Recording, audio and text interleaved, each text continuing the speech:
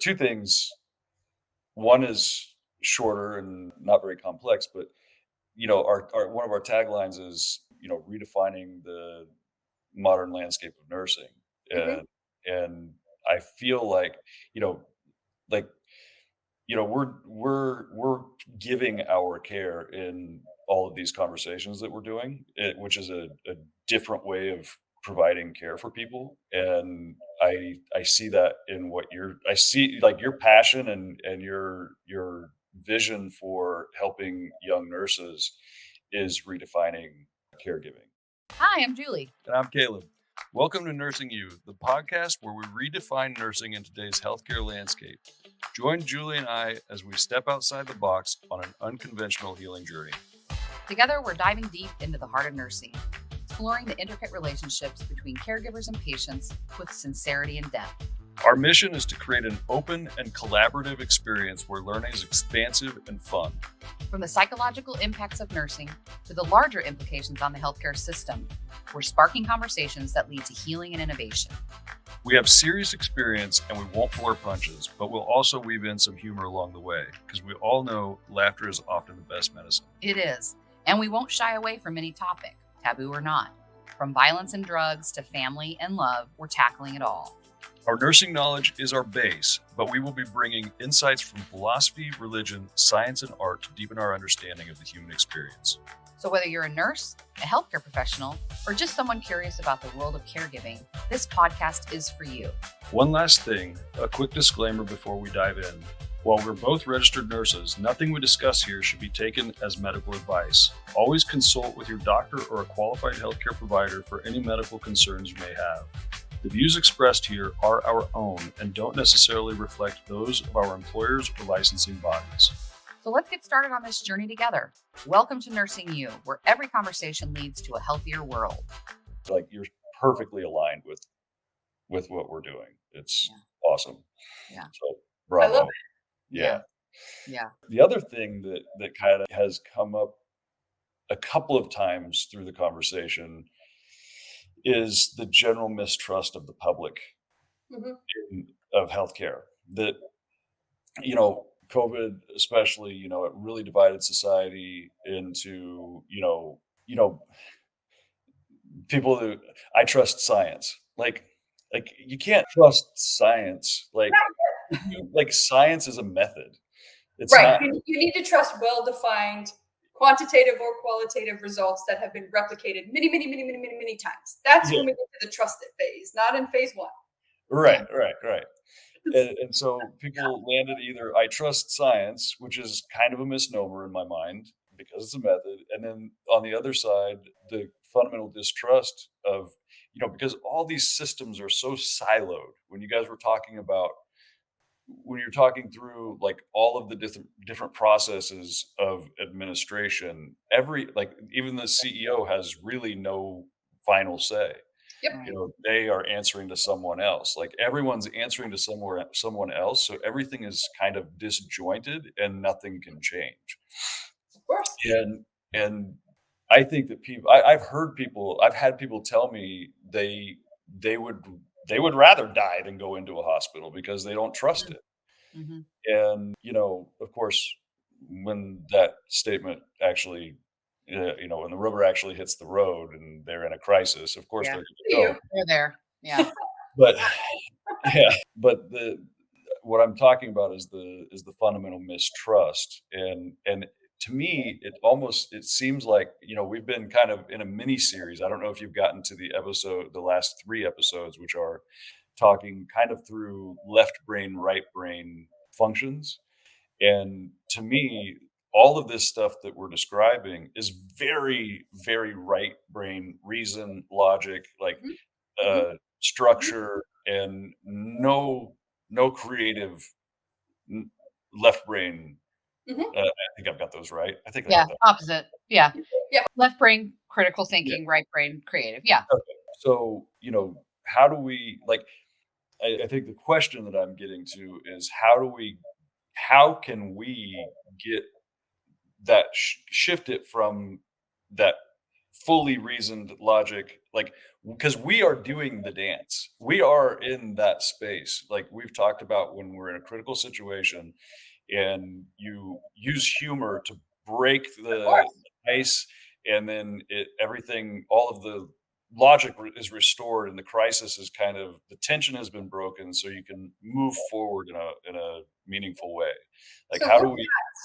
look at there's some current theories going on in education about how we have education has piled so many things onto educators, and I'm talking primarily your pre-K through fifth grade educators at this point, and they've started looking at middle school a little bit, but this what we're currently talking about is these grade school guys.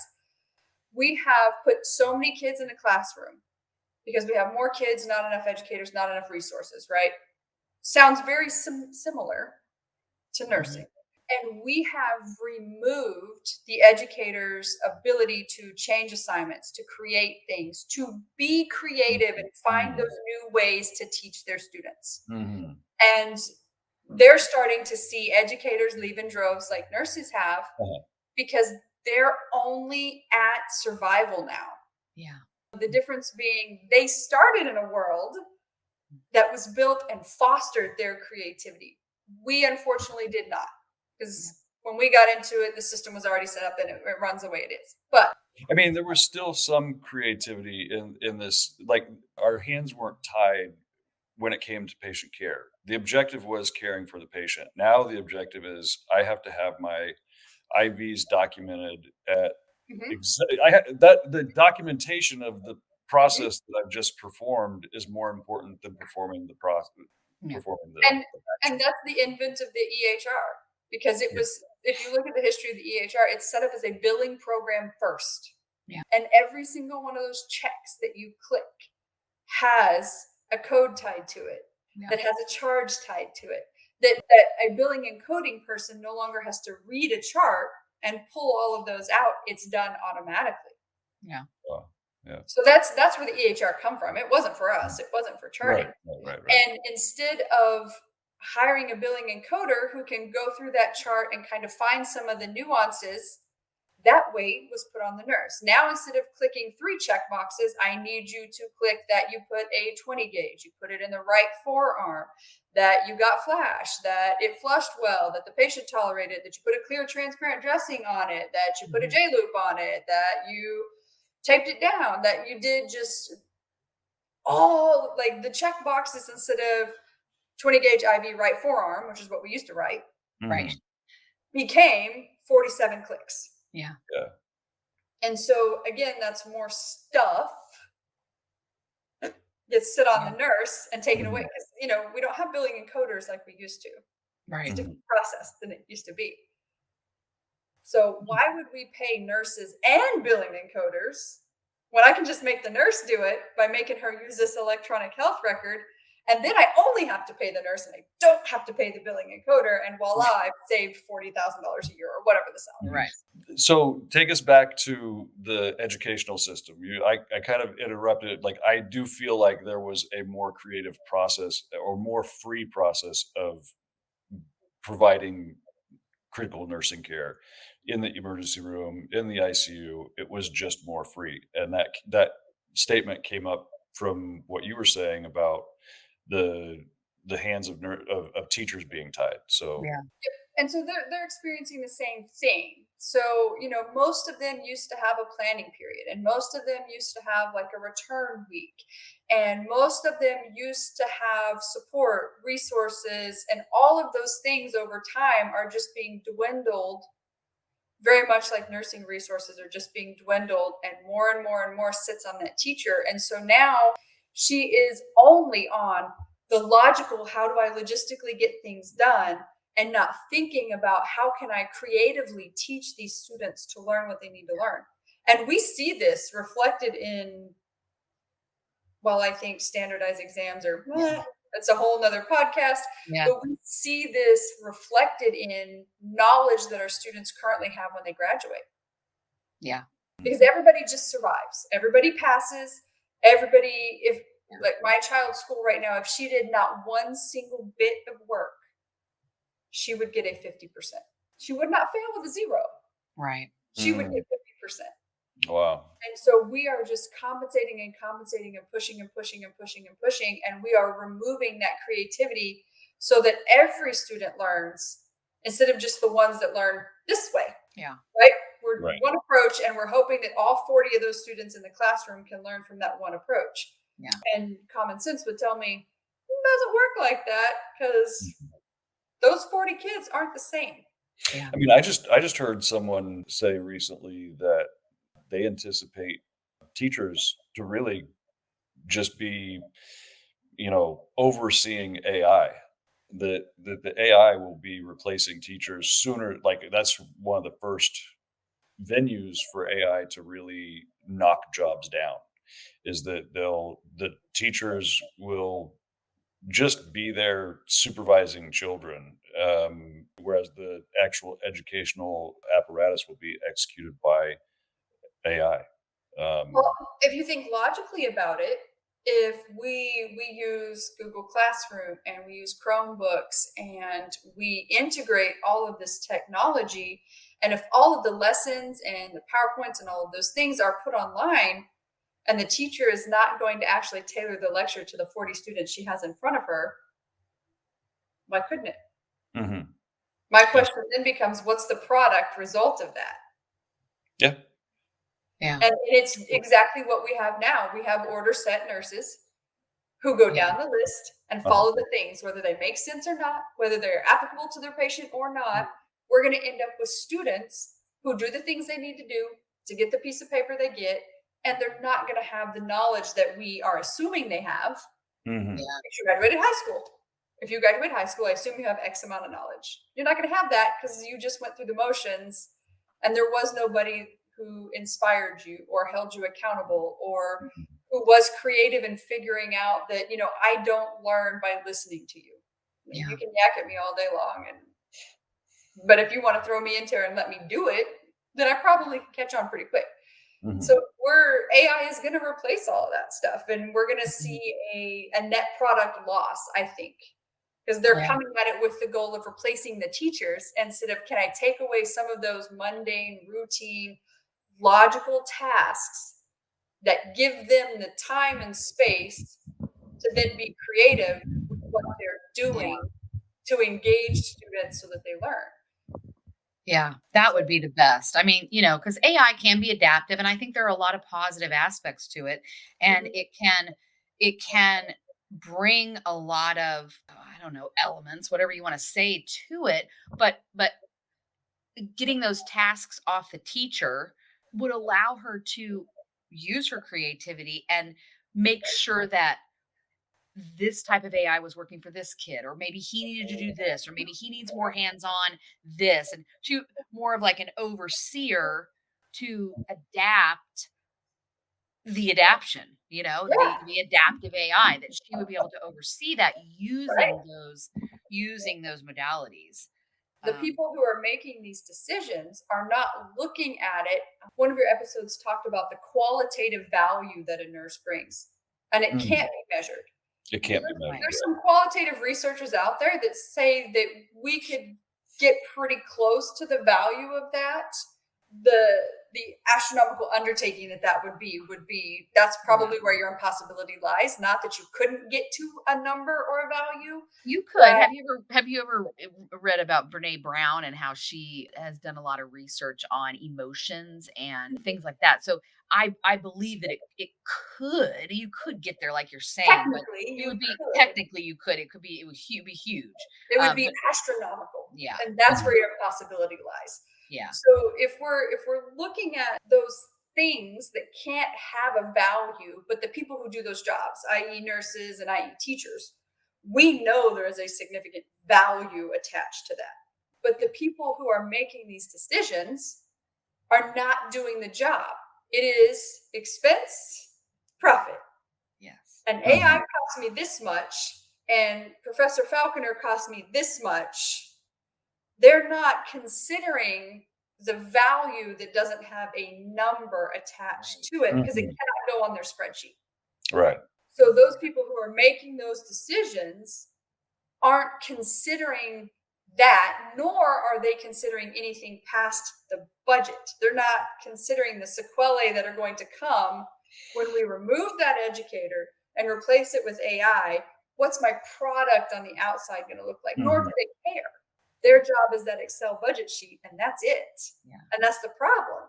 People Yeah. who make these decisions in education or healthcare are not required to care as long as it balances and there's this many in P and profit and this much in loss. Like that's Yeah. it. I Well, mean, there's I push back on the idea that they don't care. Like, I think that I think that I think maybe there they're not allowed to absolutely there are for sure malicious people out there. Absolutely, there's no question about it. But I don't think so many are intentionally disregarding.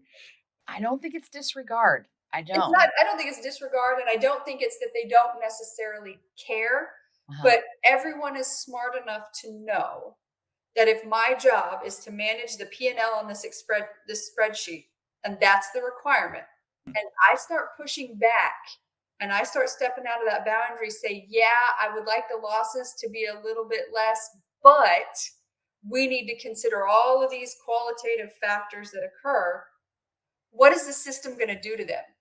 Pull them out and replace them with somebody who will do it. So their survival isn't necessarily that they don't care, but Mhm, their paycheck, their families, their ability to take care of their kids mhm. means that they're in this box. Yeah. Yeah.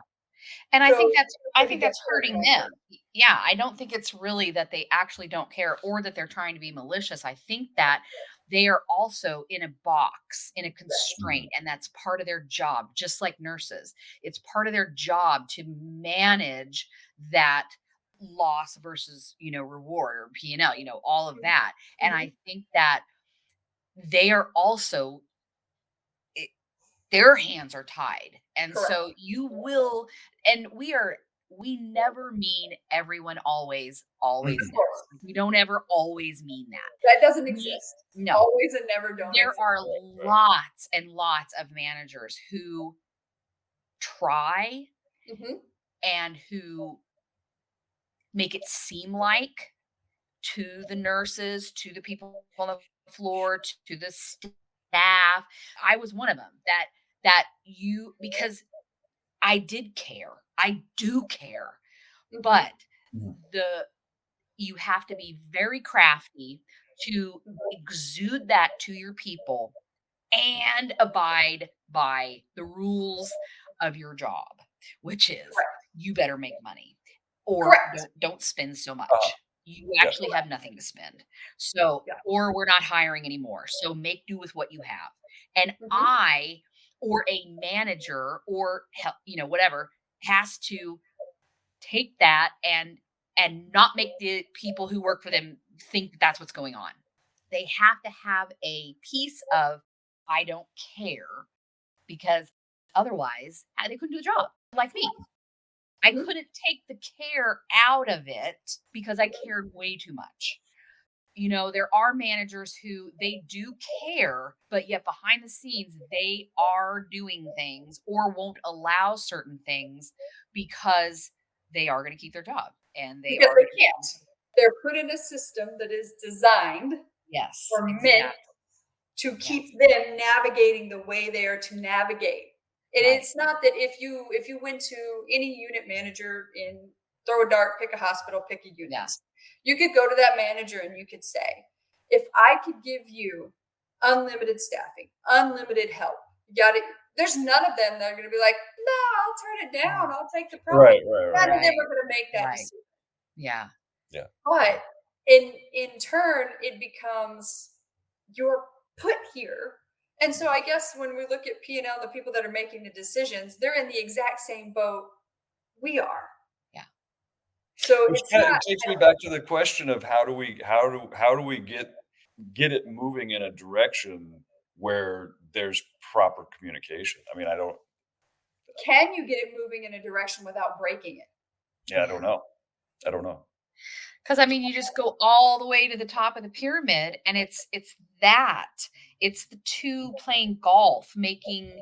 decisions as Uh-huh. to what hospital or what insurance companies they're gonna use or how much whatever. I mean, or how out of the box can you think to try to get more out of Medicare or get more reimbursement or have more problems or, all of that. It's sick when you really think about it because when you really are the nurse at the bedside, a human taking care of another human, Mhm. it's very hard to even allow our minds to think that it might actually be that way. Right. Because it's It makes it just hard to do the job. yeah. Yeah. An unfortunate reality. And so I would say that for me, that's what made me decide I can't fix this system. Yeah. There Mhm. is no power that I can gain, no credential, no fancy education, no, there is nothing available out there for me to obtain that changes this system. Yeah. Mhm. Unless I've got like some healthcare conglomerate long lost uncle that I don't know about and he's going to leave it to me. Like Yeah. that's probably the closest to a real possibility I got. Yeah. So the only other way that I've seen that is effective is I have to change the people that are working in it. And if Mhm. the nursing workforce is 3 million people, give or take, and 2.6 of these 3 million people are unwilling to work at your facility because this one does it better or this one does it better, then it's just like everything else, supply and Yeah. demand. Yeah. It will change, Yeah. but Mhm. we have to be okay demanding it first. Right. We have to see the value in demanding it first Yeah. and not just take ownership of anything that happens is a failure on my part, as if Right. you have any control Right. over Mhm. any of it. Right, right, right. All responsibility, no authority. And that's Yeah. what Right. we got to remember here. And so Yeah. I don't And know so how else to change it without the Mhm. system breaking itself. And I yeah. truly thought there for a little bit maybe COVID was going to do that, Mm. was going to highlight and do that. And that bubble was wildly popped when it went right back to status quo, if Yeah, it not really worse did. than status quo. Yeah. Uh-huh. If anything, it's worse. Yeah. Yeah. Yeah. Yeah. And so I I'm mean, and I think, I feel like we're doing pretty much the same thing, which is Mhm. educating people to know that it's not their fault, that they're not the failure, Yep. that you need to be in a mental place, healthy Mhm. and knowledgeable to know and you know that you're choosing to do that. It's not being done to you, so therefore you do get to choose where you work, you do get to choose what unit Yes. you're on, you do have a choice. And so education, and then just helping people understand their value, that you're not just in a system and you're not just in a cattle being, you are a nurse, you're very smart, you have feelings, it all means something. Yes, are you crying at work? That means something. Do you come home and you yell at you kids or all you want to do is sleep? That means something, Mhm. and so you're kind of preparing the people who are coming into the field, and we want to help with that, but also then educate people who are already in the field who feel like they are helpless, who Mhm. feel Yes. like there is nothing, and so they quit, which Mhm. we don't need everybody to quit either. We just need to figure out how to help the ones that are already in it to try and just have a different perception of it, so that It's they so that we can continue to make these small changes.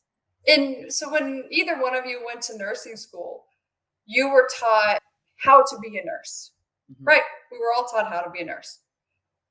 Did anybody have any education on how to deal with being a nurse? Right. No. The Yeah. answer And is that's what we're doing. I mean, that Yeah. is what we're doing.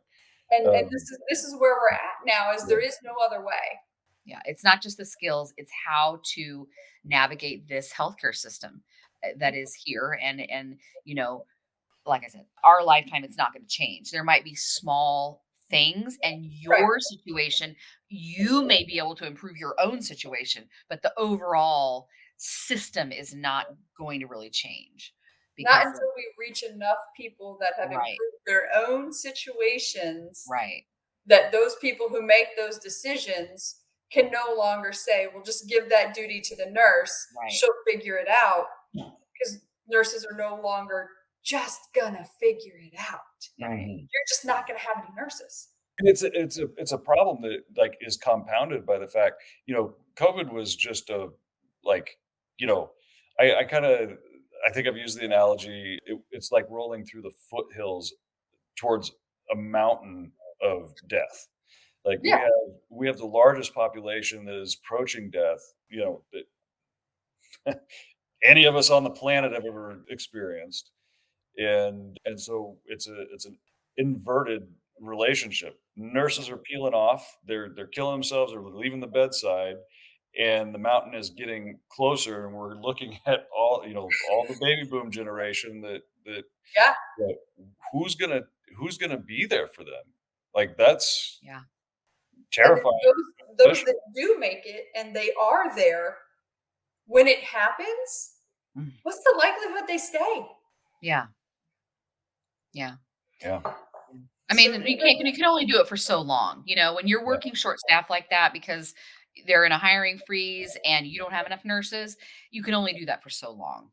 And then you're just, then they'll keep hiring. And that's why you keep getting younger and younger and younger. And the 6-month nurse is training the new nurse. That's Yeah. Mhm. exactly how and why that happens. And the public, I don't really think know exactly all of this that goes on either. They think they come to a hospital and they're going to get this high quality standard of care, and it's expected, and they can complain and they're going to get their way and they're always right, and whatever, it's just it's an impossible situation sometimes for these new nurses, and older nurses who haven't realized their value to say no and to do things differently. And Mhm. even those patients who don't trust the hospitals, even those patients who have this mistrust, if you look at what it is they don't trust or why they don't trust, it's still the wrong reasons, because Mm. they don't have the information that those who live in the system, because we don't tell our patients. Right. Yeah. We're not No. Well, allowed, you're I'm not not allowed to. allowed to. Yeah. Yeah, No, I you're not can't allowed go to. into the room and Yeah. say, hey, the reason that you're waiting 3.5 hours is because there's literally two of us in the building and there are 130 of you guys. We are Mhm. doing the best. Like, we're not allowed to say that. So No. we cannot reveal the wizard behind the curtain. And Uh, Right. so that's how you get these folks who think that nurses are intentionally killing people Yeah. or not taking care of them and letting them die of COVID, or this Right. nurse was malicious and did this. That's, Uh-huh. nobody gets into nursing to be malicious. I mean, I'm sure there No. no. are a Yeah. couple outliers out there. There are, but the overwhelming majority of us don't go into it with that intent. So even those people who have healthcare mistrust, when specifically we're talking about they don't trust nurses because nurses are killing patients on purpose or not Mhm. doing things to people on Mhm. purpose, that's often not true either. I Yeah. It's think I think the mistrust is more rooted in in the abuse of science. Meaning, how many times have we watched the news cycle yo-yo on whether or not milk is good for you, Oh, or yeah. chicken, or eggs, or And that's definitely an abuse of science, because yeah, we don't like teach we the general lay public to evaluate research. so Right. the confusion that the general public has about what can be trusted in medical science has permeated such a deep level that it's almost inescapable. From I think it's like that is really rooted in the debate between objectivity and subjectivity in my mind. It is rooted in my mistrust of the healthcare system, and just like, you can't trust, like, you just get to the point where you throw your hands up and say, I can't trust the information that's coming out of this system. No. Well, and in some cases you can't, right? So Y- the CDC is touted as this organization that is having the public's general interest in mind, but it's also the same organization that told me I could wear a bandana for an Mhm. airborne disease, Right, Mhm. right. right? So all of science can be manipulated, data Mhm, can be manipulated, mhm, statistics can be manipulated, or mhm, only this part is pulled out. And there's no general public education on how to truly evaluate that, right? mhm. So if I look at this research article that was funded by Kraft, milk is Uh-huh. great, right? Yeah. The healthiest thing on the planet, no side effects, drink all you want. Uh-huh. And in the same scenario, you can pull from the same study and the same data, but Uh, let's fund it by somebody who, I don't know, makes orange juice, Minute Maid, whatever. Mhm. Now milk is terrible and you can't drink it all the time. so So it's how claiming is to it be so it's supposed to navigate it? so so it's claiming to be objective, but in reality, it's relative. Mhm. Well, That's what you're saying. I'm Yeah. saying that when you look at research, the overwhelming majority of the research that the lay public has access to, Yeah. let's face it, we're all using Google. Okay. Yeah. You would have to then have the education or the research background to evaluate this study. One, who is it funded by? Two, what method did they use? Is it a method? Did Mhm. they follow that method? Uh-huh. And in their results, are they tying it back to the actual question they're asking? And in their discussion, is it informing that question from an objective standpoint, Uh-huh. right? And most people don't even read a whole research study because they're long, they're tedious. There's a bunch of stuff in there that nobody wants to read unless you're a nerd, like Yeah. Yeah. who loves this stuff, right? Yeah. So how do you trust a system that can be manipulated and is manipulated based on funding? Mhm. Because Based on whoever funding. has the Yep. money, Yep. like if Kraft's paying me to do a study on milk, well, milk's going to be great because Yep. otherwise Kraft isn't going to pay me for that Right. study on milk. Yeah. Mhm. So to get that truly objective research is often done in the free realm. It's done by students or people who work at universities who solicit funding through unbiased organizations where the results are the results are the results. The problem that you run into there is if you want to publish open access to where anybody has the ability to look at your research, it may cost you anywhere from $4,000 to $15,000 just Wow. to have it distributed Mhm. out there. Wow. Wow. So you want to pay me $40,000 or $50,000 as an educator, and then you want to charge me $4,000 to $15,000 to put this on a network that anybody has access to. So most of this research that doesn't make it to the public eye is behind paywalls. And even the stuff that does make it typically has a slant because why wouldn't Kraft want to put it out there on every platform they can get it on? And so there's really good science out there, but we don't teach people how to navigate that world or how Mhm. to evaluate what is good and what's not. And so Right. they may see this on the news this day and this on the news the next day, and that's all they have to go by. Yeah. Yeah. So how could you expect them to trust that? Yeah. Right. Yeah, exactly. Yeah. There's no Mhm. way. Yeah.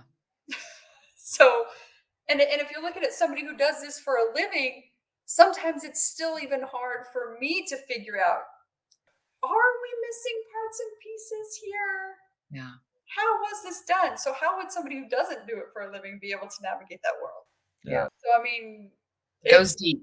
it's a rough world out there, especially Yeah. if you're trying to learn and you don't have any skill set or background or formal education or informal education on how to do it. What you have access to is even controlled.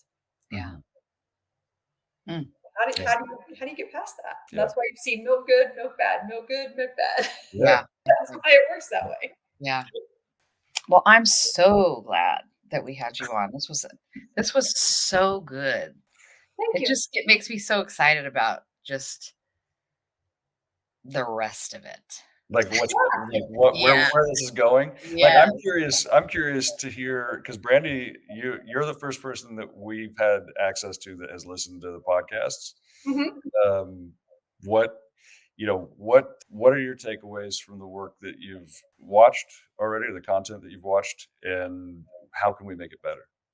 What is really evident and like and I know, Caleb, we've had this conversation, right? We're going to save the world. So in the way that you guys are presenting this information, that's what it feels like. So there Well, is a sense of Caleb and Julie are going to figure out how to, in essence, save the world, right? Yeah. So there's this some sort of, I guess the feeling that was instilled was hopeful. Because in my head, I'm thinking, if I could just let these two make decisions, I could go back to the bedside until they kick me in my walker out. Like that Yeah. could be my dream again, wow. Yeah. right? That's what your podcast feels like Mm. when you listen to it. Wow. That's So that was pretty my powerful. that was like, if I could just let these two, how do I get them carte blanche? How do I do that? Who do I talk to? Who do I need permission from? And just have at it. I think the one critique that you could probably start included would be, what are those steps? So we talk about the things, and we talk about what it feels like, and we talk about the journeys that you have. But what are the steps, the tangible things that people who are listening could do to start on the path that you guys have been on? They talk about the big obstacles that you've overcome, but not necessarily how did you take the step one? And how did So you take that's funny one, you one, say two? that, because I listened to the last episode that we did, and whatever we were talking about, it was like I was talking about this mess. Like it just left us in a mess. Mhm. And some of the things that we had dealt with, and it was a mess. And I texted Caleb and I said, I think our next podcast should be, how did we start to clean up that mess? Yeah. Like, what did we actually do? Yeah. Dude, That's Yeah. super, super interesting that you said that, because that it feels natural to go that way. So like bringing up something, talking about it, and whether we enter into it in that particular podcast or we go on to the next one, the how then. Because I know, like, when I'm listening to a podcast, I do want to know, like, so maybe each one we could do, like, so here's some takeaways. So you could do like this and that. Like the last one, I know. Remember, Caleb, I kind of went off on that. You just gotta just notice. Just Mhm. if you can do anything, just start noticing. And the little things. So that is super good feedback. Yep, that's the one thing that I wish. So I have more of a history of Caleb's journey just because I know him. Yeah. But I was thinking to myself, if this was an interactive thing, the question I would ask would be, okay, Julie, how did we know we got to stop drinking?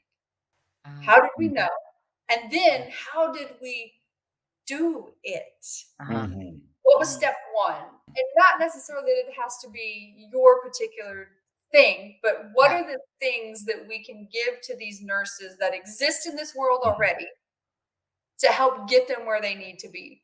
Mm-hmm. What's tangible? What can I say to my manager, somebody who's been a manager? Yeah. What can I say to Yeah. convey what I need? Yeah. Oh, Because that's we're good. not taught to do that. Yeah, no. Yeah. Yeah. Ever. Like I remember after my sister was killed and she died in the very ER that I worked in. I mean, that's a crazy story. Like, I mean, I feel like Yeah. Brandy's story is incredible. Wow. I mean, Yes. yeah. I came back to work the next week. Wow. And I will never forget the manager who pulled me into her office, and she looked at me, she's like, "What are you doing here?" Yeah. And I'm like, "I gotta come back to work. Like, Yeah. this is what I gotta do. I got people to take care of. I got a team that needs me. Like, it's not like you have extra staff running around." Yeah. And just that mentality that exists, that I could never take more than a week off Yeah. after I buried my 18-year-old sister because this hospital system needs me. Yeah. And why is it so dependent? And she's like, "You will get out of my ER immediately, and I will call you when you can come back. Yeah. You will stay gone until I say you can come back." And had I had any other manager on the planet who wasn't Yeah. a Julie type manager, Mhm. they would have just said, okay. Yeah. And then Yeah. who knows how Mhm. the sequelae could have unfolded from that. Right. Right, right, Well, right. that's how they're bred. That's the environment that, unless you have the outliers who are, outlier thinkers or, Mhm. there's a few, but the majority just follow suit and they've never been a manager before, or they're not even a nurse, or you know what I mean? And it's just Mhm. like that is the expectation for these Yes. nurses to just Mhm. come back. There's no mental health, there's no, like, I get it. It's more like, do you know that you've been late? You've clocked in, or Mhm. you clocked in 10 minutes early or late. Like, you get in trouble because you clock in too early, Yep. and it, Mhm. and it, Yeah, yeah, and yeah. those, yeah, those are the kind of things. And so the hospitals then take these nurses from these schools, and then they they breed them because their breeders were bred Mhm. by having to follow what is important, what we care about, what you can and cannot do, what you can and cannot say. Don't talk about that. Don't do that. Don't talk about her. That's not, all of it. And when I picked up a unit, and it had just been bred bad. Yeah. The nurses who were Mhm. teaching the other nurses, it was so toxic and emotionally toxic. It was literally terrible. And And schools I do tried that. my best to try to, like, figure it out, and it was, I mean, that was part of my demise, is trying being put in that situation to have to try to do something about it rather than just let these bitches run the unit, you know? And if you think about it, educators bred students that way, right? Yeah, I don't know how many students I've had in clinical, but I can tell you how many colors of socks I have not checked. And the yeah, answer is none. I don't care what yeah, color your socks are, yeah, Yeah. right? yeah, None of mhm, that matters. But I would say that in education, I'm the exception. yeah, Mhm. I People would too. want a pressed uniform, they want white socks. I expect this. Here Yeah, is this box that I am putting you, and I expect you to be in it and perform. And white socks in clinical for nursing education is the same thing as that stupid whiteboard in the clinical practice. yeah, yeah. Mhm. It's almost like a deterrent, like they're trying to deter nurses from feeling, thinking, seeing, experiencing what actually is going on Yes, by pointing to this and this and this and this and this and this and this. there is the most narcissistic Yeah, relationship you will yeah, ever yeah, be in. yeah, It yeah. is. It really is. Healthcare is the most narcissistic relationship you will Yeah, ever be in. And let me tell you, their gaslighting skills are top yeah, notch. yeah. God. And that's why that's why, not every nurse who is gaslit by the healthcare system is going to commit suicide, but you don't know who will. Right. You don't know who's going to affect, because we're not robots. We're humans that have come into with lots of different grown-up stories and emotional fragility. And you don't know that, if you're that particular time that they're reprimanded isn't gonna be that time, that Well, they're just and like, "I'm even not if worth they anything." even if they don't get to the point of suicide, Yeah, the journey along the way impacts who they are, how they are, and Mhm. how they care for people. So even if they're never pushed to that point, they're going to leave, or the things that they do are going to have that negative impact or negative connotation along. There's no escaping yeah, Yeah. that being a negative thing, even if they don't get to the point of suicide. yeah, Mhm. It's yeah, negative along the way, the whole thing, Yeah. start to finish. And it is, I don't know of another way to fix it other than yeah, empowering nurses yeah, Mhm. to speak up and say something about it. Because, yeah, like everything in healthcare, nothing is going to change unless the nurse does it. right. Yeah. Yeah, Yeah. that is so I true. mean, really, I mean, that's So isn't true. that what we're all isn't that Yeah, what we're all 3 doing here? yeah, Like, you really. Brandy, you in your way, you're just, "Okay, I see the problem, I'm Yeah, gonna do my little part to fix it," yeah, yeah, to and the that's point what where, we're just like, picking it up and okay, Yeah. we're gonna do this. As I have said, healthcare and emergency medicine became this was just something that I don't think I could have loved anything more. Mhm. Mhm. And this system changed it to be unrecognizable Yeah. to where I had no problem walking away from it, which is Yeah. something I thought I I would know. never be able to do. Same. Yeah. Same. Same. So I could have never not see myself be ICU. I mean, I would have done it. I would have done it. I just would have done it. But forever. yeah, it They'd have just drugged you and your walker off the unit. yeah, Like, that's exactly. just how it would have been. And Yeah. so I don't know of another way Yeah. other than changing those that are going into it to not Mhm. accept Yeah. this. Yeah. Yeah. You don't have to accept this. This is what your value is. Mhm. And I just literally tell them, show me a hospital in the country that doesn't need a nurse. Yeah. Oh wait, Mhm. go ahead, Google away. Mhm. Look, Yeah. that's what your value is. Yeah. Demand it. Yeah. Demand your value. Yeah. Yeah. Demand it. They'll pay it. Yeah. Now it's going to be painful. Trust me, it's going to be Yeah. painful. Yeah. And you may have to figure out how to find that unit or how to find that hospital or how to find that clinic or how to find that outpatient Yeah. this or whatever it is you do, because not it's going to be a needle in the haystack right now, but if enough of Yeah. us keep doing it, it will not be a needle in the haystack Yeah. anymore. There will Right. be the outlet. There will be the standouts. There will be the places that then now have become like this is where you want to work. Uh-huh. Yeah. This is the environment that we want. This is Yeah. what we demand. Yeah. And nursing is a small world. The word will get out. Well, this was awesome. So awesome. It Thank was you, cool. Brandy. Yes, Yeah. I I appreciate love it. you both so much. So much. You know, I love your face. I love your face. Oh man. Never in So my life been more fortunate to have a vote on who gets to join our PACU team Mhm. than oh, our vote for Caleb. it was pretty awesome. The way that they interviewed me, that my first nursing job back after going through tremendous Mhm. crisis and rock bottom. Um, I was very honest with where I was coming from, and it was the whole team, everyone that worked in that PACU. They set up a horseshoe style. They set up all the chairs. I came in, I sat down, and it was the entire team that I'd be working with, and they all asked me questions, and we just had the best time. Mhm. I said, "I'm scared.